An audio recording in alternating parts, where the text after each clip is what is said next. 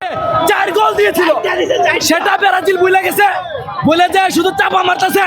ওই জার্মান নাকি আর্জেন্টিনার রাব্বা, তারা এই স্টারগুলি দেখে, তাদের তো শুধু স্বপ্ন। এই স্বপ্ন আর কখনো বাস্তব হবে না ভাই।